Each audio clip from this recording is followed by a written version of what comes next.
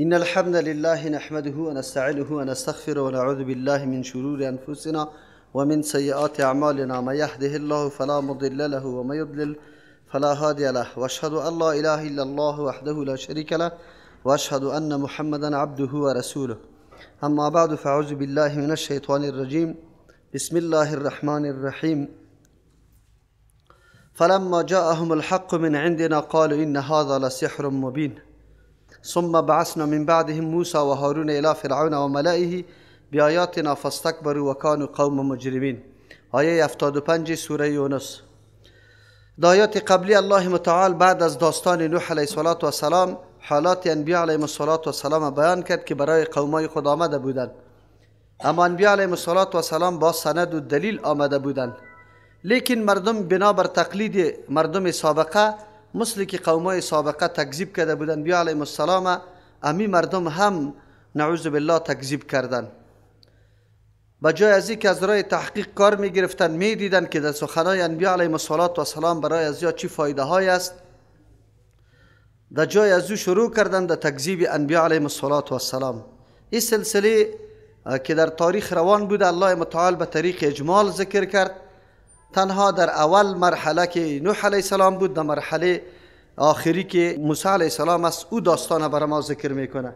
در حقیقت اشاره به این میکنه که تمام حالات انبیاء علیهم السلام در طول تاریخ با امرای قومایشان به این منوال بوده و فعلا هم اگر کسای پیدا میشه مخالفت دعوت پیغمبران علیهم السلام میکنه، از دو مرض خالی نیست. یک مرض تقلید است که دنبالروی کورکورانه هستند، چون مردم سابقه همونطور روان است یا همونطور روان می باشه، که با تاسف امی مسئله یا مرض فعلا در ملت ما و شما به چشم آشکارا دیده میشه.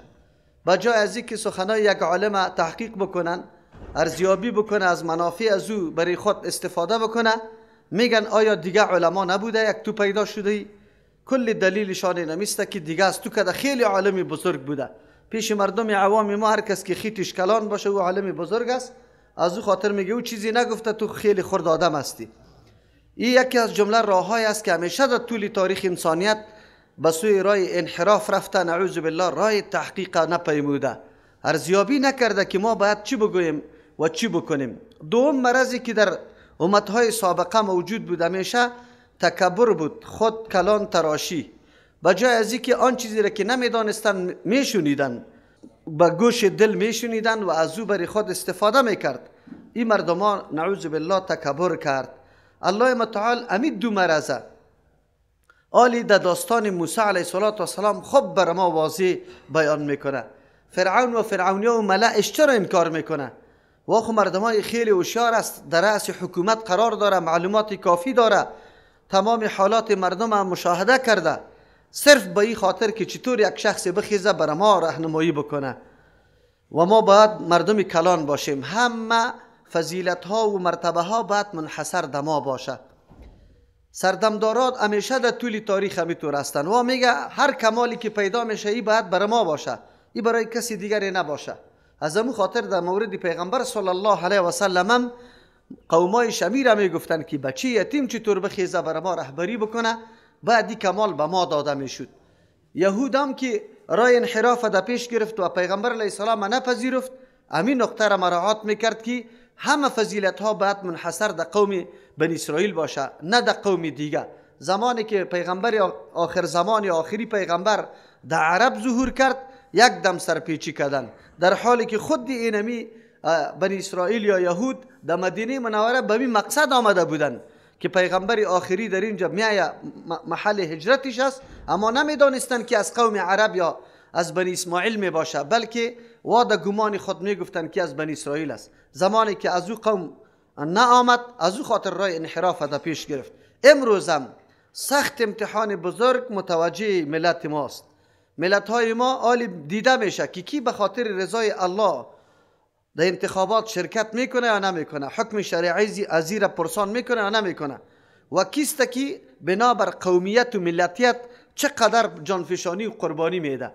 این اونمو امتحانات الله متعال است که همیشه در طول تاریخ برای بندگان خود الله مواجه میسازه و ما بندگان الله در امتحان بزرگ الله قرار میگیریم که آیا راه حق میپیماییم، تابعداری حق میکنیم، یا راه های دیگری را که کلش باطل است، بجز از اینکه در آینده در جنایات و گناه ها قتل شریک باشیم، دیگه هیچ راه برای آدم نمی باشه. الله اینمی داستانا را که در قرآن بیان میکنه برای همین هدف است که ما از پیشش عبرت بگیریم.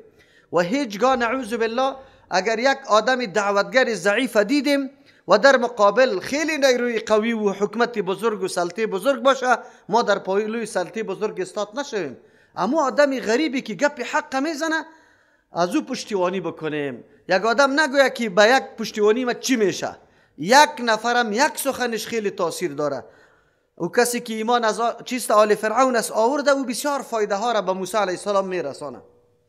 اینی داستانایی است که در حقیقت اینمی تاریخ زندگی ما را تشریح میکنه، خصوصا در راه دعوت ما.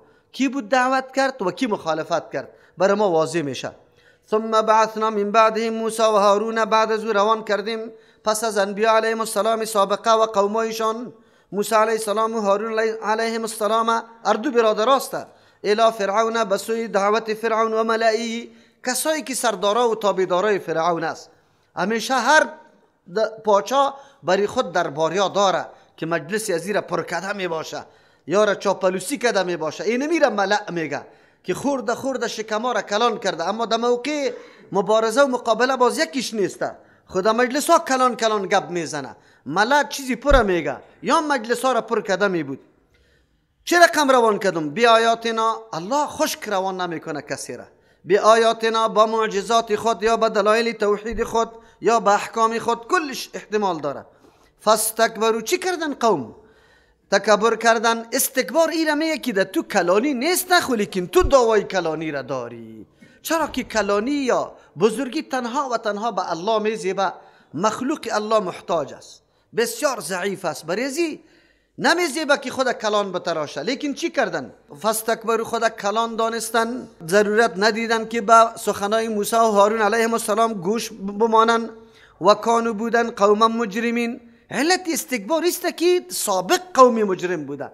یک گناه دیگر را جذب میکنه. باز وقتی که گناه ها زیاد شوه انسان در سر حد میرسانه که حالی همو حس تشخیص گم میکنه. تو باز حتی فکرت بیخی مختل میشه، فرق نمیتونی که حق و باطل کدام است. استغراق در گناه ها سبب ایگه پا میشه. طبع قلوبم بعد از این مرحله میه، مرحله که انسان مکمل حواس خود از دست بده، اسباب هدایت مکمل نادیده بگیره، او وقت باز در مرحله طبع قلب یا مهر قلب میرسه. این مردم ها در طول تاریخ مجرم بوده، گناه کرده، حالی دیگه کی یا گردن میمانه. بارها براتان گفتم ایره دین گریزی میگه. چرا که دین یاره محاصره میکنه، دین برش چوکات و حد میگذاره. این مردم این تحمل نداره، میگه ما داخل چوکات نمیشیم. امروز که جهان سر رو صدا را انداخته که علی دموکراسی، علی دموکراسی، به خاطر چیست؟ میخواهند از اینمی محدوده که دین برشان وضع کرده از این خود بیرون بکشن، آزاد باشن، آن چیزی که خواسته خودشان است. فلما جاءهم الحق من عندنا، هرگاه که آمد برشان بمی فرعونی و ملائش الحق، چیزی که واقعیت داره، ثابت و راست است. حق امو چیزی را میگه که بالکل واقعیت داره و ثابت و راست است. من عندنا، از جانب ما. الله متعال میگه موسی و هارون علیهم السلام از نفس خود چیزی نگفته، بیان نکرده. حق و نمور میگه که از جانب الله متعال آمده باشه. از جانب الله دو چیز آمده، کتاب الله و سنت رسول الله. حق نمیره میگه دعوت به سوی رمی دو چیز میشه، به چیزی دیگه نمیشه. همیشه هر پیغمبر که آمده، رسول الله صلی الله علیه و صحابه کرام به می دو چیز دعوت داده، کتاب الله و سنت رسول الله. بر رأی و نظریه خود یک کسی هم دعوت نداده. کسی هم. ابوبکر رضی الله عنه خطبه داد و گفت که ما عاجزترین شماستم، اگر پای خود خلاف شرع ماندم شما مرا راست بسازی. خطبه میگه، افضل ترین امت همی خطبه را میگه. امروز هر کس دعوت به سجده خود میده، با زور ولی هم میگه، سری قبرش گنبت هم جور میکنه. عجیب نیست؟ این حق از کجا پیدا کرده؟ قالو، گفتن این هذا لسحر مبین، گفتن یقیناً سحر آشکارا است. چقدر مهارت دارن زرنگ هستن خبیثا. زمانی که میبینه که جاذبیت کلام موسی علیه السلام خیلی قوی است و این طوری است مثل که یک آدم مسحور شوه او مردم فریب بده و مردمی تو روانمود کنه که گپای ازی کاری ازی سحر است. آشکارا سحری تو رام نمیگه. به خاطر که سحر خود توسط امور خفی میشه و موسی علیه السلام نه امور خفی، نه کدام حیله، نه رنگ، هیچ چیزی وجود نداره، اما بازم خیلی تاثیر داره. قال موسی تقولون للحق، موسی علیه السلام بیانش شروع میکنه، اینی راه دعوت است، احساساتی نمیشه. موسی علیه السلام دلایل خود ارائه میکنه. اتقولون، آیا شما میگویی للحق، برای حق، برای چیزی ثابت و واقعی، لما جاءکم، هرگاه که آمد برایتان. چی میگه برش؟ السحر هذا، این سحر است، این سحر است. بله، اگر این سحر باشد ساحر کامیاب نمیشه، بس قانون الله متعال است. ولا یفلح الساحرون، کامیاب در مقصد نمیرسه ساحرا. اگر سحر باشه، یک آدمی که میفهمه که عملم مرا در مطلبم نمیرسانه، هدفم نمیرسانه، چرا او کار میکنه؟ سحر خوب امری باطل است، امور خیالی است، خودتان میدانه که باطل است. چطور از راه سحر یک آدم به هدف برسه؟ قالو گفتن جئتنا لتلفتنا، آلی به خاطر تحریک عوام چی میکنه؟ فرعون چطور میکنه که حساسیت پیدا بکنه در مقابل موسی علیه السلام و هارون علیه السلام در قلب مردم؟ قالو گفتن این الزام اول فرعون بالای موسی علیه السلام است. چرا؟ اقدر اظهار دلسوزی را فرعون خبیث سری عوام میکنه که من اینقدر دوستدار عوام هستم، من غم عوام میخورم، مثل که آل هم همینطور رسالی براتون بیان میکنم. قالو گفتن جئتنا، تو آمده لتلفتنا که ما را بگردانی، عما وجدنا علی آبانا، از او طریقه ها، از او شیوه هایی که ما یافتیم پدرای خدا، از او دینی که یافتیم پدرای خدا، راه و روش پدرای ما را تو از ما گم میکنی؟ عوام میخیزانه نی؟ و تکون لکم الکبریا، آلی سردمدارا را میخیزانه. او خو عوام بود، عاجزا خو مذهبیستن، خب مذهبی خدا دوست داره، واره اوجا تحریک کرد، پیچکاری کرد. حالی بیا می کلاناسای منصبا رو چطور میخیزانه؟ و تکونو لکم الکبریا فی الارض، برای اردوی شما کلانی در زمین باشه. اینجا یک دم این دیگه کلانا چی شدن؟ هوچ شدن که کلانی ما هم خیر میگیره، ما هم در مقابل اساس شیم. باز چی میگه؟ و ما نحن لکما بمؤمنین، هر قدر بیان تقریر بر ما بکنیم ما قطعا باور کردنی نیستیم سخنای شما را. عجیب، دو نفر آمده برای ما میگه هم راه و رسمیتان غلط و باطل است. تاریخ سابقه برای ما درس میده. امروز زمانی که حق یک عالم در یک جای بیان میکنه، آخوند سابقه و ملای سابقه میخیزه. من هر ملا و آخونده نمیگم، ملای حق پرسته، وی که واقعا تابعدار کتاب الله و سنت رسول الله و رضای الله مطلبش اسوره نمیگم. اما کسایی که دین پنهان کرده و مردم در تاریکی نگاه کرده، مردم منحرف کرده، حق از پیششان گم شده. شما که یک دفعه حدیثا را بخونه، باز در حال مردم نظر بندازه، اینطور فکر میکنی که همین مردم او برده خلاص، هیچ فضیلت بری از یا باقی نمانده، هیچ، یقینا نموتور است. چی میگن؟ مولا را دیستی تاپا میزنه، این وهابیسته، این وهابی شده، آمده که دین پدرای ما و شما را از پیش ما بگیره. او طرف میره حکومت والا را چی میگه؟ روزنامه هشت صبح سعی کنه چی مضمون نوشته کرده، روزنامه هشت صبح دو سه چهار روز پیش از شما بگیره و بخوانه. بعد از او چی نوشته کرده؟ یا آمده از یک رای دیگه میخواه سیاست حکومت چی بکنه؟ غلبه سرش حاصل کنه، کلی مردم در مقابلت میخیزانه. این گپاست، این مردم است. اینمی سیاست های فرعون نیست، در طول تاریخ اینمی قسم فرمان روی میکنه. 4 دانه عاجز مسلمانه، امریکا در افغانستان نمیمانه، در پاکستان نمیمانه، در تاجیکستان نمیمانه، نامش القاعده مانده، به نام تروریست معرفی میکنه. عجیب است که این قدر مخلوق الله فرق نمیتونه. تروریست کی میگه؟ تروریست چی هست؟ صرف نام گذاشته میشه و زده میشه و کشته میشه، از بین برده میشه. این سیاست فرعونیست نه؟ چرا؟ خطر است برای ما. تو در امریکا دو سری دنیاستی، اینجا چطور برات خطر باشه؟ این خطر این قدر چیسته؟ میزنه امارات ها را خودشان چپه میکنه، تیارای خود تیل پر میکنه، کلش از بین میبره. چطور شده میتونه در یک مملکت این در تیارات دست پیدا کنه، بازور تیل پر کنه، بازور جهتش تغییر بده، دیگه طرف بره، با این وسایل و با این قدر گپا؟ این گپا یادی نیست. این را بفهمه، مغزتان خلاص کنه. یک بهانه بود که در هر جای مسلمان سرکوب کنه به نام چی؟ القاعده و تروریست و این گپا. دیگه گپ نبوده. خودشان این کار میکنه. حالی بیا و قال فرعون ایتونی بكل ساحر علیم. بله فرعون خوی نمی قدر کار کرده، او خوی طور فکر کرده که بله این مردم ها را موقع میدیم، اگر زود بگیریم مردم ما را ملامت میکنن. مردم های سیاسی نیستن، وقتی که گپ سرش سخت بخوره باز دمیجه تو را از بین توهین نمیکنه، تحقیر نمیکنه، در ضدت نمیخیزه، پشتی سر کاری خدا میکنه. همیشه این کارشان است. حال فرعون میدانه که این مردم ها چی میکنه، از او خاطر به خاطر ازی که پیش مردم وانمود کرده باشه که ما گپ خدا تثبیت میکنیم که ساحر است.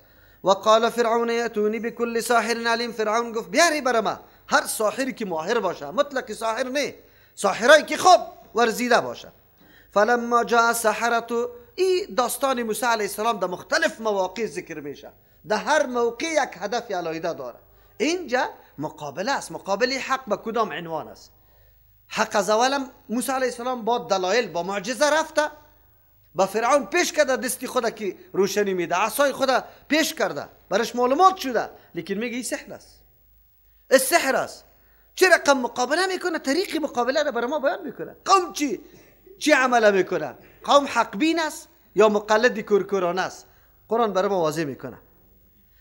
فلما جاء السحرة، هرگاه که آمد ساحرا، قال لهم موسی علیه السلام برش میگه دلاور است، حراسه نداره. در مناظره هم کسی که دل پر باشه به مردم میگه پیش کو دلایلت، پیش کو، حراس نداره، چیزی حق است. همین شما یک نفر در کل مسجد نمیخیزی بیار دلیلت و کل اعلان اختار نمیدی، حق است. اگر حق نباشی پدریت اعلان کرده نمیتون، پدریت. و چی میگه؟ نه است خب ریش سفید در نماز نمیه، فلانی در نماز، الله گم کنه خاک در سرش که در نماز نمیه. او که آمین رسول الله را مثل یهود واری قدر بد میبینه. در حدیث صحیح است 3 چیز یهود خیلی بد میبینه. یکی چی است؟ آمین گفتنی بجهره. این خو یهود است. این که در باید در نماز نبیه، بد میکنه که در مسجد میه. سنت رسول الله را بد میدانه، این در جماعت نبیه. ملا صاحب در روز قیامت به الله جواب میدی. این مردم یک روز میتور نگفتی که آجی صاحب اگر تو به خاطر آمین گفتن جهر در نماز نمیخیر، هر قدر که پولی تام زیاد شد باید در عربستان در حج نروی، در یک مملکت دیگه سفر نکنی. تو یک در افغانستان نمیگه پاره دیدی، تو یک دفعه پایت بیرون بگذار که مخلوق در دنیا ببینه که در هر جای چی گپاست. تو این قدر نفرت داری. مسجد اعلام میکنه مردم. او ملا صاحب تو خود لا اقل الله از پیشت سوال میکنه، یک کمی موضوع حق خو واضح کن. قال لهم موسی القوا ما انتم ملقون. موسی علیه السلام برای ساحرا میگه، قرآن کریم قصه ها را تفصیلی ذکر نمیکنه، نکته اساسشه. موسی علیه السلام میگه بندازه ما آن چیزی را انتم که شماستی ملقون انداختنی تا لده.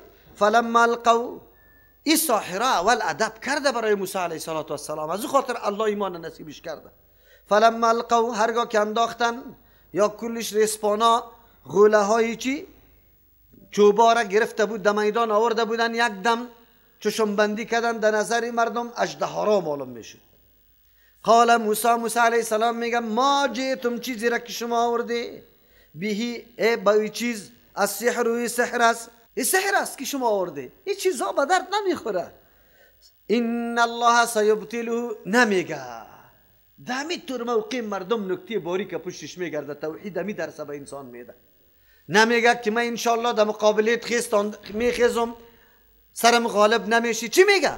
نمیگه خدا ان الله، یقینا الله متعال سیبطله، درس میده برای ما کمال مرتبه که برات حاصل میشه، غلبه، زور، قوت، توفیق هر عمل، کلش از ناحیه کیست؟ الله متعال است. کلی انبیاء علیهم السلام دستوراتش همینطور است، تعلیماتش همینطور است، لاف نمیزنه که مستم. ان الله سیبطله. 2 روز در سنگر نرفتیم، خدا چی کردیم؟ دعوا میکنیم. اینطوری نیست، دینی را این تو درس نمیده. زود است که الله متعال باطل بسازه، یعنی ختم کنه اثری امی چشمبندی شما را. ان الله لا یصلح عمل المفسدین، قانون الله متعال است. یقینا الله متعال اصلاح نمیسازه، اینجا معنای کامیاب است، کامیاب نمیسازه عمل فساد پیشا را. حتما الله وار ذلیل و خوار میکنه. شما مفسد هستی، اغوا میکنی مردم، دنیا را سر سحر پر کردی، مردم در به در خاک بسر کرده، کامیاب نمیشه، آخرش ذلیل میشه. ما به او کسایی که بدعت‌ها را در پیش گرفته، اگر مولاست، اگر آقا صاحب است، اگر خونزاده صاحب است، اگر پاچاست، هر کس کی هسته، رای باطل کی پیموده، نظریه غلطه، ما عقیده داریم که یک روز ذلیل